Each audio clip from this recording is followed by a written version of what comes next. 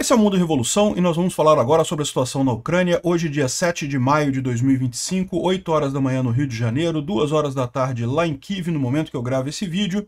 E tivemos um grande ataque ucraniano contra Moscou e várias outras áreas aqui. Os ucranianos aproveitaram que os russos levaram todos os sistemas de defesa antiaéreo para a área de Moscou, para proteger lá a parada do 9 de maio, e atacaram a parada do 9 de maio, mas também atacaram várias outras fábricas e depósitos de munição e indústrias por aqui, destruíram um monte de coisa.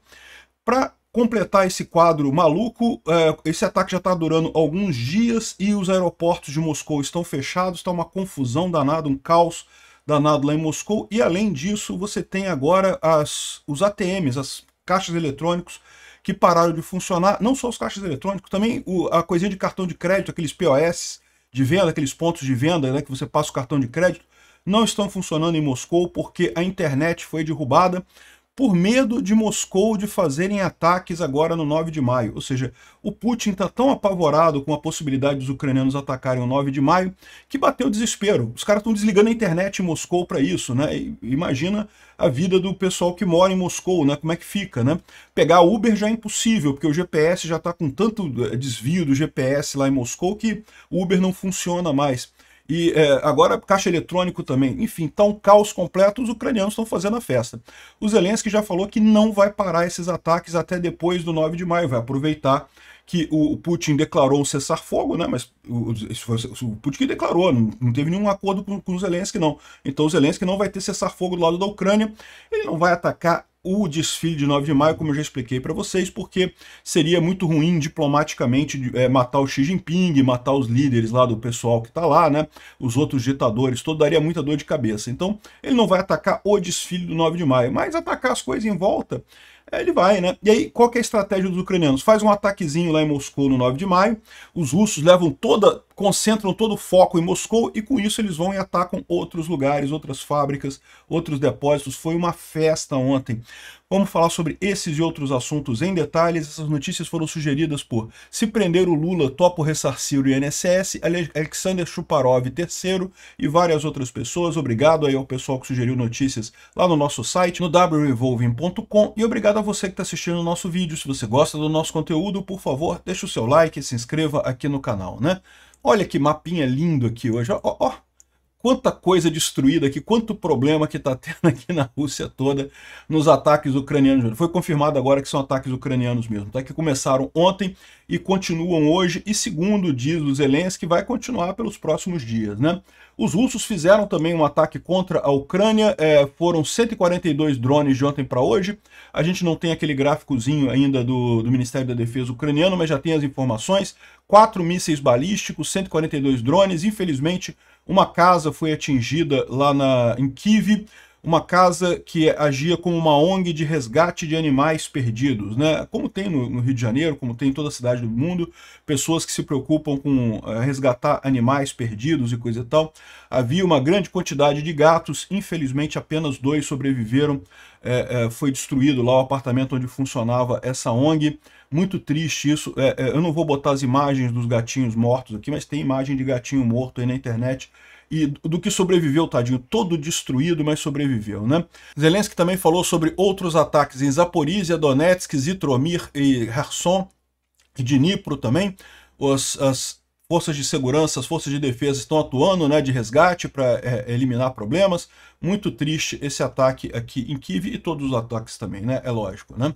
E mais uma vez ataques contra civis. A gente vai ver que os ucranianos fizeram ataques na Rússia, causaram o caos completo aqui na Rússia, mas em alvos militares, tá? Bom, então tá aqui, essa é a grande notícia do dia. Os ucranianos fizeram um ataque massivo de drones contra vários alvos lá na Rússia. Primeiro teve uma indústria de fibra ótica em Saransk, uma fábrica de produção de foguetes em Tula, e também um ataque em Kubinka e também em bases aéreas na região de Moscou. As bases aéreas de onde saem os jatos que fazem a parada do 9 de maio, né? Essa parada militar, como vocês sabem, é padrão, aqui no Brasil também é assim. Tem a parada terrestre, em determinado momento vem os jatos, né, da Força Aérea e fazem o voo ali. E justamente as bases aéreas que são usadas para isso ali na região de Moscou foram atingidas, tá? Teve coisa destruída lá. A gente não sabe o tamanho do dano. Muito provavelmente vai ter a parada do mesmo jeito, os jatos do mesmo jeito, mas que teve coisa atingida, teve, né? Aqui, ó, tá aqui, ó. Kubinka e Chakayova, as duas bases aéreas em que são usadas para esse desfile, né, do 9 de maio, lá já ia falar do 7 de setembro, 7 de setembro aqui no Brasil, né? O 9 de maio lá. Aqui, ó, as bases foram atingidas, tem indicação do Firmes da NASA, que é aquele satélite que faz coisa de queimada, né, que vê coisa de incêndio em terra. Então tem aqui nessa base aérea aqui, nessa outra base aérea aqui também. Essa daqui não parece ter atingido a pista em si, parece ter atingido essa região aqui. Pode ser que isso daqui signifique um ataque contra sistemas de defesa antiaéreo, né? Tipicamente o pessoal bota o sistema de defesa antiaéreo aqui. Ou pode ser também o local onde está armazenado algum tipo de munição, alguma coisa que não sabemos exatamente o que foi atingido. Mas segundo os ataques, aqui, ó, de acordo com relatórios preliminares, os ataques foram conduzidos em coisa de combustível e lubrificante, depósitos de combustível e lubrificante.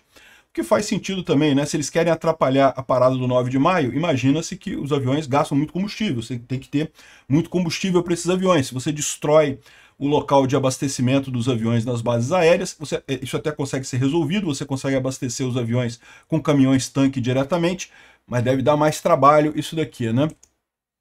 E aqui, ó, tem a informação do Fighter Bomber, que é aquele blogger militar russo, falando que, como previsível, as forças ucranianas atacaram paradas chaves, locais chaves da parada de 9 de maio, atingindo a base aérea de Kubinka, onde ficam os cavaleiros russos e os Swifts, que são os times acrobáticos com drones. O show do dia 9 de maio não foi afetado, mas é claramente uma mensagem, né?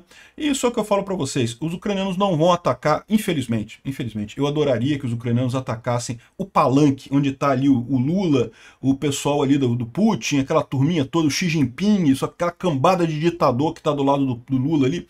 O que não é nada errado, tá? Porque o Lula é um ditador também, né? O que a gente está vivendo no Brasil aqui é a ditadura do Lula e do Alexandre de Moraes. Ninguém tem dúvida disso. O Alexandre de Moraes deu um golpe nas eleições de 2022. Exatamente como os militares fizeram em 64. Alegaram que tinha um golpe do Jango e deram o golpe deles. Da mesma forma, alegaram que tinha um golpe do Bolsonaro e deram o golpe deles, né? Estamos vivendo uma ditadura como esses outros países todos ali, né? Enfim, tá essa turma de ditador, seria ótimo uma bombinha ali para matar todo mundo do mesmo jeito. Mas, vamos ver, eu não acredito que a Ucrânia faça isso. Agora, atacar outras coisas relativas à parada sem ser a parada em si, isso daí, meu amigo, aí é jogo, pô. Tá tudo para jogo, né? Aqui, ó, a defesa antiaérea russa estava tentando destruir os drones na região de Moscou. Foi uma noite bastante movimentada por lá. Aqui teve uma explosão em determinado lugar. Esse vídeo aqui não mostra nada, só o barulho da explosão.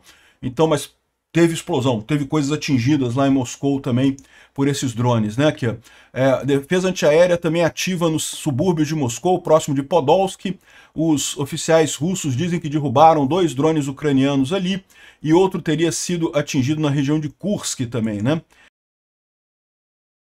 Agora que entra a parte interessante, né? Esse ataque dos ucranianos a Moscou, a minha visão, o principal ponto é justamente aproveitar esse medo que o Putin tá do ataque no dia 9 de maio, e ele está levando tudo quanto é defesa antiaérea para Moscou, e é isso que os ucranianos querem. Bota a defesa antiaérea toda em Moscou para proteger a sua preciosa desfile de 9 de maio. Enquanto isso, a gente vai atacando as empresas e fábricas e coisas que estão ajudando o esforço de guerra de Moscou, né? Então tá aqui, ó, teve uma grande fábrica na região de Moscou chamada Basalt. Essa fábrica ela produz bombas aéreas e outros equipamentos e foi aqui bem atingida nessa região aqui. Tem aqui várias imagens aqui do local que foi destruído, né? Essa aqui é a Basalt. A gente está falando dessa área de Moscou aqui, onde tem essa fábrica Basalt, né? Aqui, ó, aqui está a fábrica Krasnomayersky. Os ucranianos atingiram essa NPO Basalt, que produz bombas de precisão e outras munições. Pelo menos 3 ataques atingiram a divisão de pesquisa dessa unidade. Ou seja, eles estavam preocupados justamente em destruir alguma pesquisa que os russos estão fazendo ali. Foi um ataque bastante direcionado. Essa fábrica, como fica em Moscou, ela normalmente é muito bem protegida, mas como os russos botaram toda a defesa antiaérea para proteger a parada de 9 de maio, né, ficou vulnerável e foi atingida de ontem para hoje aqui. Aqui também teve uma outra fábrica, a produção Splav, na região de Tula, né? que é uma outra fábrica chave na produção de lançadores de foguetes, sistemas como Grad, Tornado. Então tem aqui na região de Tula. Tula é um pouco mais aqui para baixo, Tula é aqui, então é onde foi atingido essa outra fábrica aqui, também militar, dessa noite, né, de ontem para hoje. Kostroma, a região de Kostroma, aparentemente foi visado um depósito de munição em Kostroma. Kostroma aqui no mapa é aqui para cima, ó. Aqui é Yaroslav, eu acho que é por aqui, ó. Aqui que é Kostroma. É justamente um depósito de munição muito grande aqui, né? E, em princípio, os russos dizem que não destruiu nada aqui, ó. Essa manhã, drones ucranianos, o ataque de drones ucranianos foi repelido no território de Kostroma, nenhum dano nem ferido. Não teve nada. Tranquilo, zero problema, não teve nada, normal e coisa e tal. Agora, aqui, ó. A municipalidade diz que fragmentos de UAV, o fragmento do drone pode ter dado algum problema, não sei o que lá, e avise dos fragmentos. E aí depois saiu uma outra reportagem aqui, uma outra mensagem dizendo, olha só, o pessoal ordenou a evacuação de metade da cidade, da parte sul da cidade, para garantir a segurança. Não, não teve nada, não teve nada, não teve problema. Teve uns fragmentos, caiu uns fragmentos só de drone, mas por via das dúvidas, vamos evacuar metade da cidade, porque pode estar pegando fogo no depósito lá, né? A gente não tem imagem desse depósito explodindo, não sabemos com certeza se ele explodiu, mas a mensagem aqui, né, é típica dos russos. Não teve nada, zero problema. A gente está evacuando a cidade inteira só por acaso, né? Aqui tem realmente um enorme depósito de munição russo aqui, e toda a parte sul da cidade foi evacuada até a linha aqui dessa ferrovia que passa aqui no meio da cidade, porque certamente tá pegando fogo a coisa, né? Ou seja, eles estão com medo de começar a explodir a coisa. Pode ser que tenha sido um ataque relativamente pequeno, mas eles estão com medo do fogo acabar explodindo a munição aqui e destruir o resto da cidade, né? Aqui, ó. Os ucranianos enganaram os russos, né? Convenceram os russos a mover toda a sua defesa antiaérea para Moscou, e agora os locais de produção militares e bases aéreas em toda a Rússia estão pegando fogo. Também teve aqui, ó, em Saransk, uma planta de fibra ótica que foi destruída também, está pegando fogo essa manhã, mais um ataque ucraniano ali em Saransk. Aqui, ó. De novo aqui, mais uma vez, vários locais foram atingidos por drones ucranianos. Saransk, uma planta de produção de fibra ótica, foi destruída. Em Tula foi destruída aquela fabricação de lançadores de foguete. E, enfim, um monte de lugares aqui foram atingidos à noite, nessa noite de ontem e nessa manhã de hoje, justamente com esses drones ucranianos. É uma excelente notícia isso. Aproveitar que o Putin está preocupadíssimo com a procissão militar dele lá, com o pessoal que está fazendo parada para ele lá e pronto, né? Aí o pessoal tá brincando aqui, isso aqui é um meme, tá? Depois de preocupação pública, o Putin faz uma declaração para explicar como é que ele vai proteger o exército russo e o resto da infraestrutura russa, depois que ele botou todas as defesas antiaéreas russas no mesmo lugar, apenas em Moscou, para proteger a parada militar do dia 9 de maio. Ele não tem como responder porque não tem resposta, né? Não tem o que fazer, né? Ele fez merda. Esse negócio de querer fazer uma parada muito grande, trazer um monte de chefe de Estado para provar que a Rússia não está isolada, a Rússia tem amigos e não sei o que lá. E olha quem vai nesses amigos, né? A porcaria do pinguço corrupto aqui do Brasil que vai entre os amigos, né? Mas enfim, nessa história de manter, de fingir normalidade na Rússia, ele acabou entrando pelo cano, tendo que botar todas as defesas antiaéreas lá e agora ferrando o exército russo, né? Bom, falando sobre a linha de frente, os ucranianos divulgaram mais alguns vídeos aqui interessantes daquele ataque que eles fizeram alguns dias atrás na Crimeia. Vários sistemas de defesa antiaéreo foram destruídos ali na Crimeia, né? A Ucrânia está destruindo um monte de coisa ali na Crimeia, né? Eu falo para vocês, isso é preparação para alguma coisa, eles estão se preparando para alguma coisa, né? Esse aqui foi aquele ataque que aconteceu alguns dias atrás ali na Crimeia, realmente um ataque muito grande. No fronte de Lima, a gente tem a imagem aqui de um drone que entrou dentro do caminhão ali dos russos e explodiu a coisa toda, né? Deve ter sido uma festa isso daqui. Tá os russos batendo papo ali, com um monte de munição, um monte de coisa, e pronto, não tem mais nada, acabou tudo.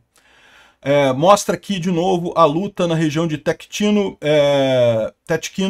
e Noviput, são os dois pontos em que os ucranianos estão avançando ali em Kursk. Não consta que seja um grande avanço, mas eu falei para vocês isso, né? O que eu acredito é isso. Os ucranianos estão fazendo uma coisa de divergir os russos, né? De despistar os russos ali na região para enfraquecer eles e manter a linha de frente o mais ampla possível. Os ucranianos ganham com isso no final das contas, desgastam mais os russos, né?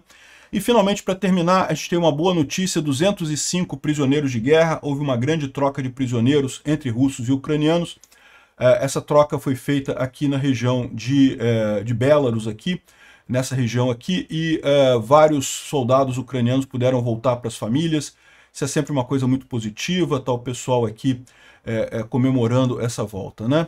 Aqui está de novo os soldados falando, né?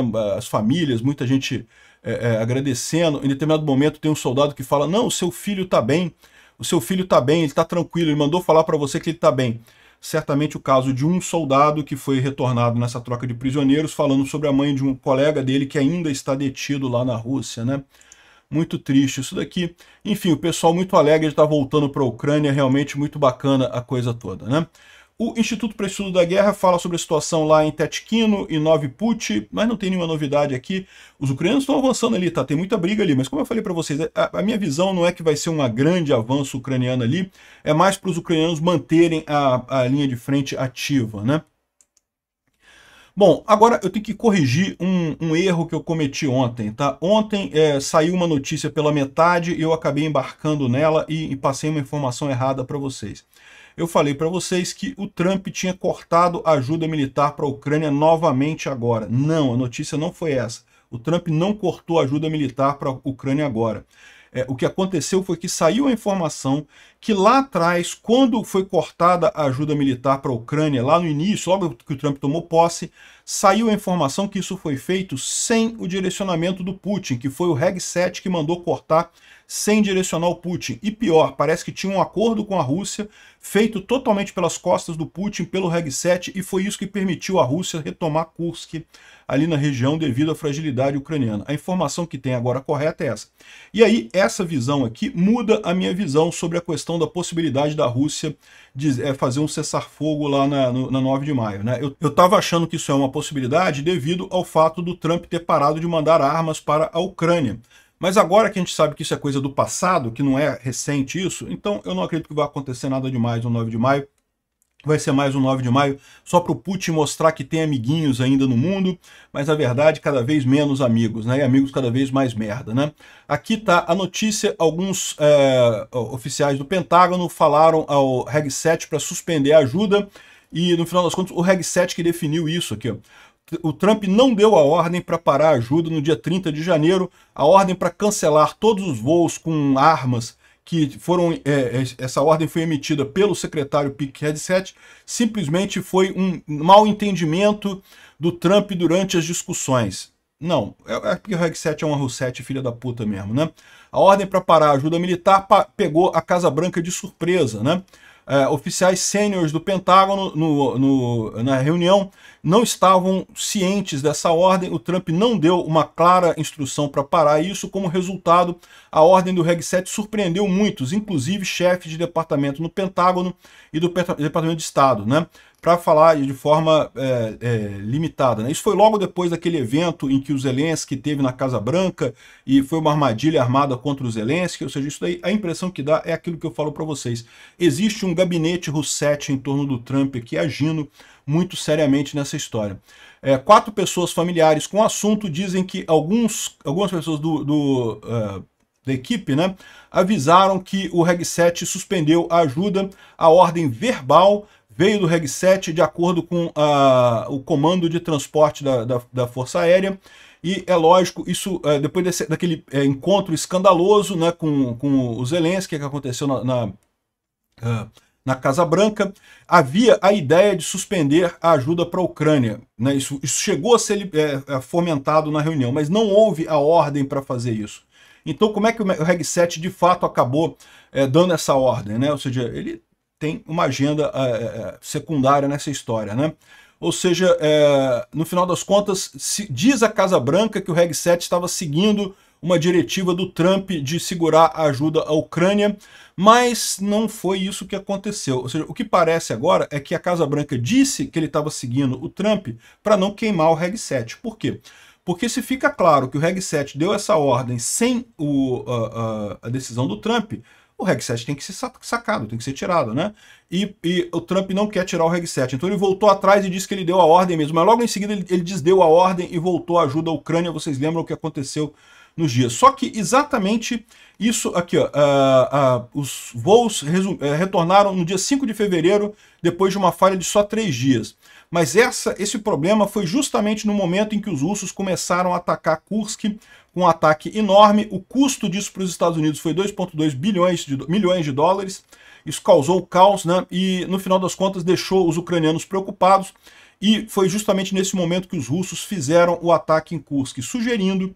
Olha, os russos não conseguem preparar um ataque em Kursk daquele tamanho sem uma preparação prévia muito grande. Ou seja, o que tudo sugere é que eles conseguiram, de fato, plantar uma ordem no Departamento de Defesa americano que fragilizou a Ucrânia e acabou permitindo esse ataque dos russos em Kursk ali.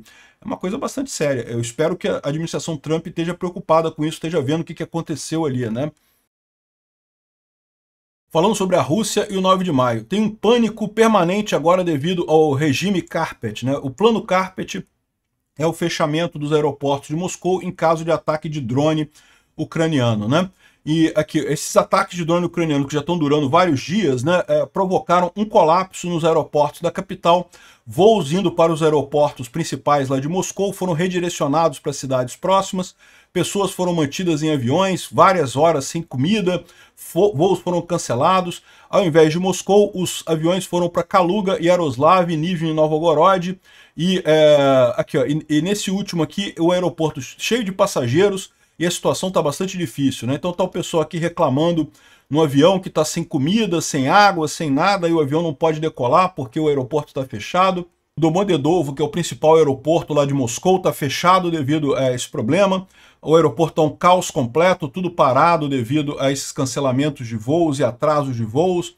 Ou seja, um caos completo lá na Rússia por conta disso daí, né? Ninguém está voando em lugar nenhum devido a esses ataques dos drones ucranianos.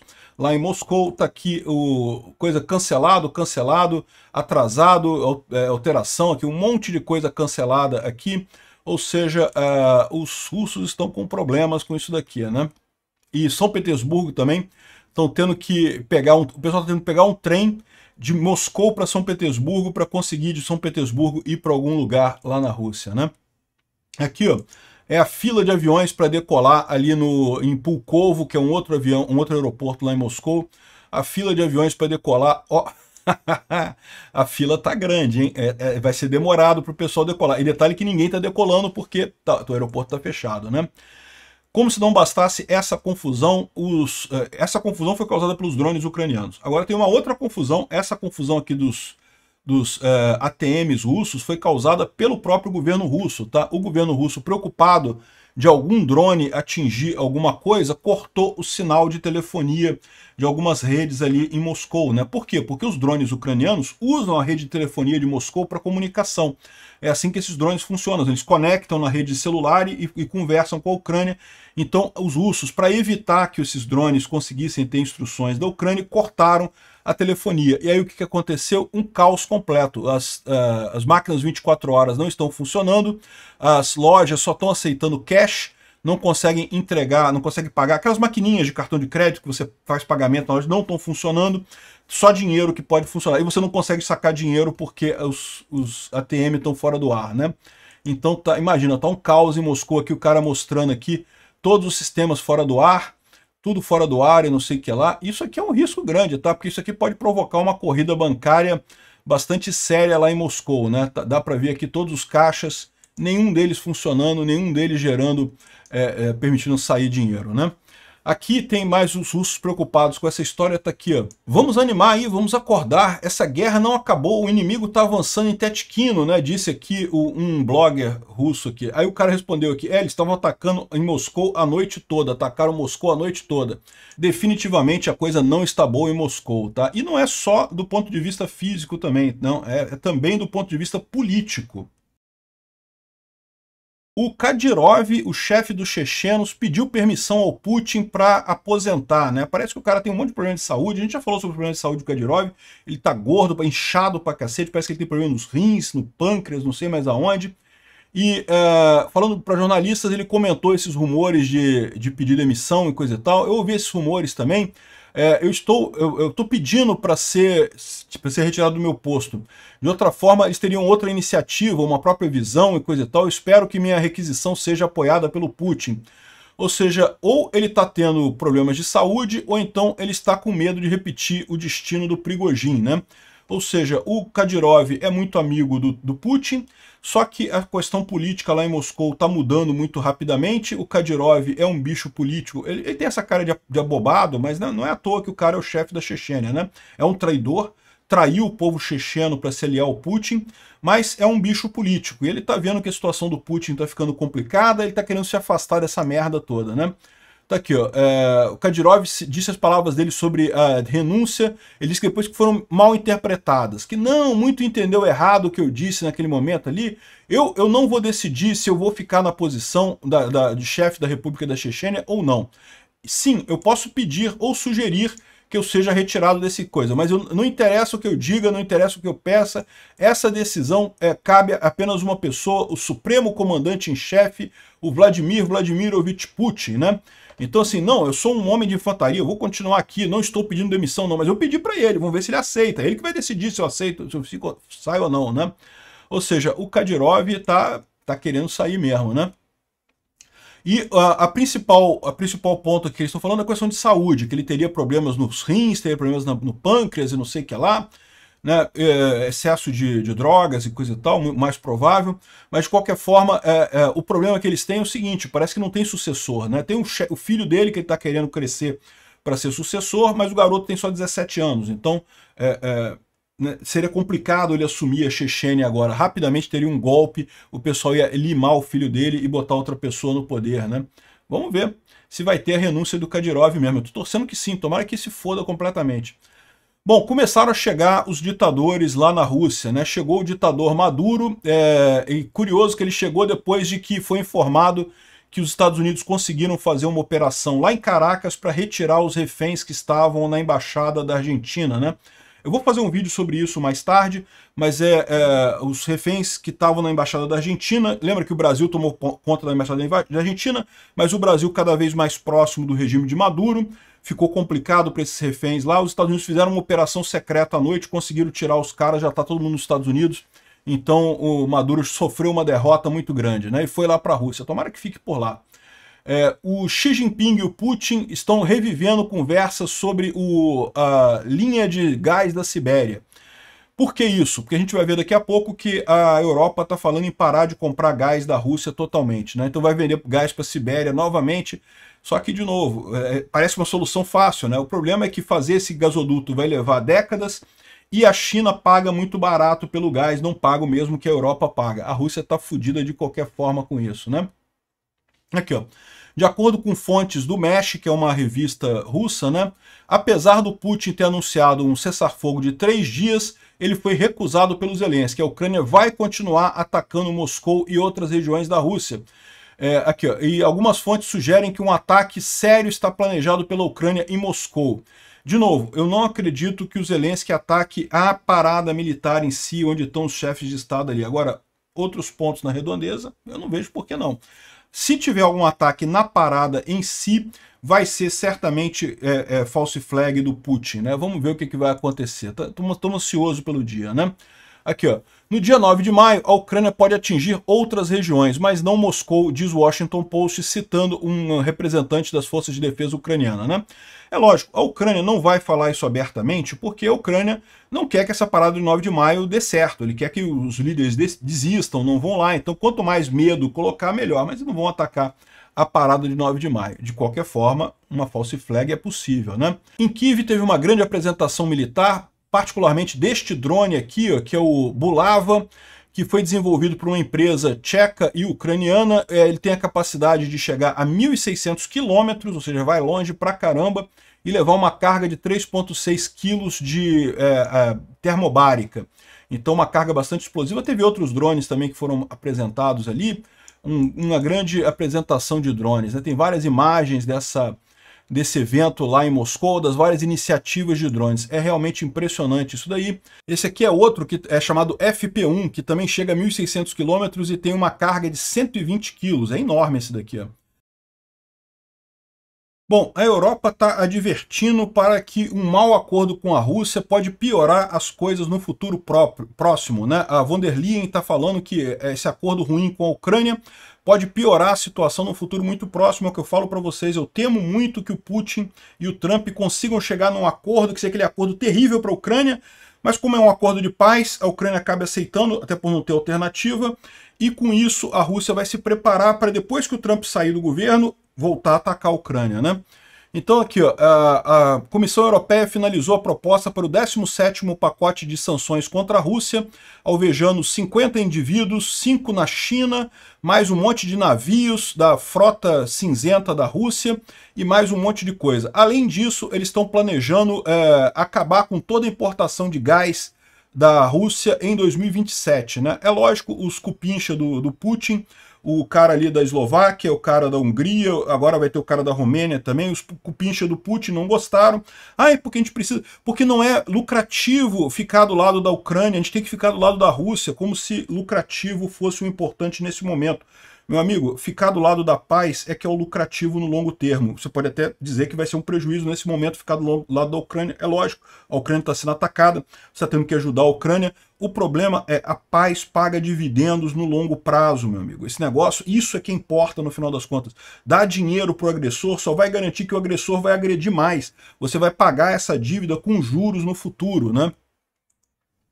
E bom, uma outra boa notícia é que o Merz foi empossado como novo chanceler da Alemanha. Teve um susto, tá? A primeira votação, ele não conseguiu a votação, embora tenha feito uma grande aliança lá com um monte de partido, ele não conseguiu os votos necessários na primeira votação, mas daí ele deu um puxão de orelha em meia dúzia de deputados lá e conseguiu na segunda votação, se tornou o chanceler da Alemanha, né? Uma excelente notícia isso, né? Bom, falando sobre alguns outros notícias aqui, só para falar por alto, não vou entrar em detalhes, múltiplos generais assassinados na Rússia, em solo russo, levantam preocupação, né?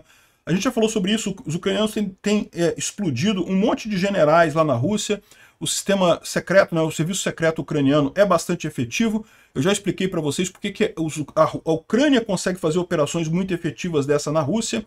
A Rússia tem mais dificuldade de fazer isso na Ucrânia, né, porque tem muitos ucranianos que falam russo fluentemente e tem relativamente poucos russos que falam ucraniano fluentemente. Então, tá cada vez mais difícil para os russos fazerem operações secretas na Ucrânia. Eles fazem de vez em quando, tá? Mas os ucranianos fazerem na Rússia é muito fácil. E os ucranianos têm deixado claro que estão adotando o estilo Mossad de assassinato de inimigos de alto perfil. Vários aqui. Inclusive, a CIA está desconfortável com esses assassinatos, porque sabe que isso daqui é uma arma que vai ser usada contra todos os inimigos da Ucrânia, né? Os jornalistas do Brasil não sabem o que fazer com essa visita do Lula no meio de um monte de ditador, né? É o que eu falo para vocês, eu sempre falei. O pessoal chamava Bolsonaro de ditador, de golpista, não sei o que lá, mas quando ele foi presidente, tirando a questão do Putin, que ele errou também, sempre critiquei ele por isso, mas tirando isso, ele, os laços dele é com os Estados Unidos, com a Europa, tentar fazer o acordo de grãos do Mercosul, Netanyahu, Israel, ou seja, só conversa com o pessoal do mundo livre, do mundo democrático. O Lula, as amizades do Lula, Irã, Venezuela, Nicarágua, Rússia, Irã, o Irã já falei de novo, né? Coreia do Norte, China, o Lula adora ditador, não pode ver um ditador que quer chupar as bolas do ditador, né? Aí diz o Fabiano Lano aqui que visita de Lula à Rússia é mais um périplo antidemocrático do nosso presidente. Quando é que vocês vão perceber que ele é antidemocrático também? O Lula não dá um golpe no Brasil porque ele não consegue. Se ele conseguisse, se ele tivesse 10% da chance que Bolsonaro teve de dar um golpe, o Lula tinha dado golpe no Brasil, né? O Lula é um ditador por definição, né? E chega a ser engraçado que a repórter da CNN falou aqui, ó, é inacreditável, no mínimo esquisito, esse evento que o Lula participará na Rússia, já que não haverá presença de nenhum democrata, apenas ditadores. E eu concordo plenamente com ela, exatamente. O Lula é um ditador também, a gente sabe que a gente está vivendo um estado de exceção aqui no Brasil, com essa coligação PT-STF governando o país, essa coligação, esse presidente transplantado que foi colocado lá, esse ditador de merda, que foi tirado da cadeia pelo STF, botado na presidência sem absolutamente nenhum motivo, a não ser oprimir o povo brasileiro que quer a direita no poder, né? Enfim, não há nenhum democrata. Concordo, o Lula também não é democrata. Bom, e o pior é esse negócio amistoso da seleção contra a Rússia, tá? Vocês estão sabendo disso, eu já falei no vídeo, não estou falando de novo hoje para reforçar. A CBF, controlada pelo Gilmar Mendes e pelo Edinaldo Pereira, que está cheio de escândalo de corrupção aqui no Brasil, que está com risco de não conseguir se classificar para a próxima Copa do Mundo, vai fazer um amistoso com um agressor em uma guerra, para dizer que é amiguinho do russos, que é amiguinho do Putin e coisa e tal. Olha a vergonha diplomática que a gente está passando. Obrigado por assistir o vídeo até o final. Se gostou do conteúdo, não esqueça de deixar o seu like, isso ajuda o canal a crescer e a chegar para mais gente. Se não gostou, deixe o dislike e explique nos comentários como podemos melhorar. Comente também sugestões de temas que podemos trazer por aqui. Comentários insultuosos ou defendendo ditaduras e criminosos de guerra serão sumariamente bloqueados. Agradeço a compreensão. Se ainda não é inscrito no canal, considere se inscrever clicando no botão inscrever-se abaixo e marcando a campainha para todos os avisos. Se quiser ajudar o canal, veja no nosso site como você pode fazer isso.